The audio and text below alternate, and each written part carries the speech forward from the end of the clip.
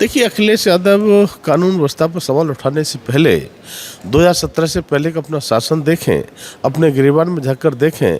जिस तरह से 2017 से पहले का शासन समाजवादी पार्टी का था, तो मैं कह सकता हूं कि गुंडे माफियाओं का पूरी तरह से राज्य था। पुलिस प्रशासन असहाय महसूस अपने को करता था।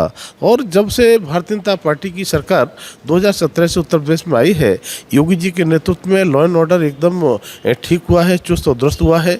और मैं कह सकता हूं कानून व्यवस्था के लिए उत्तर प्रदेश पूरे देश में जाना जाता है। और बड़े बड़े अच्छे गुंडे माफिया बिल्कुल ठीक कर दिए गए हैं, या तो वो जेल में हैं और या फिर जो है जिनको जहाँ जाना चाहिए वहाँ पहुँचाने का काम किया गया है। अखिलेश यादव या समाजवादी पार्टी कहूँ या इंडी गठबंधन के लोग जितने भी हैं, वो मुस्लिम तुष्टीकरण की राजनीति करते हैं। भारतीय जनता पार्टी न्याय सबको, तुष्टीकरण किसी का नहीं।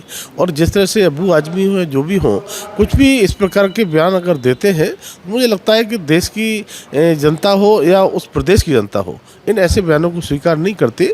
माननीय प्रधानमंत्री मोदी जी सबका साथ, सबका विकास और सबका विश्वास, सबका प्रयास के मंत्र को चरितार्थ करते हैं।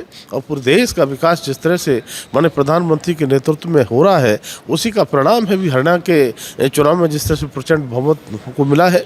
जम्मू कश्मीर में जिस तरह से शांतिपूर्वक मतदान हुआ है, और साथ ही साथ मैं कह सकता हूं कि हमने जम्मू कश्मीर में भी अब तक का हाईएस्ट वोट लिया है, हाईएस्ट सीटें ली हैं। तो मैं कह सकता हूं कि इस प्रकार के बयानों से मुझे लगता है कोई फ़र्क पड़ने वाला नहीं है। भारतीय जनता पार्टी हमेशा विकास की राजनीति करती है और लोकतांत्रिक तरीके से काम करती है। देखिए, महाराष्ट्र हो या झारखंड, मुझे लगता है कि जब भी चुनाव के परिणाम आएंगे तो हरियाणा की तरह से चुनाव परिणाम आएंगे।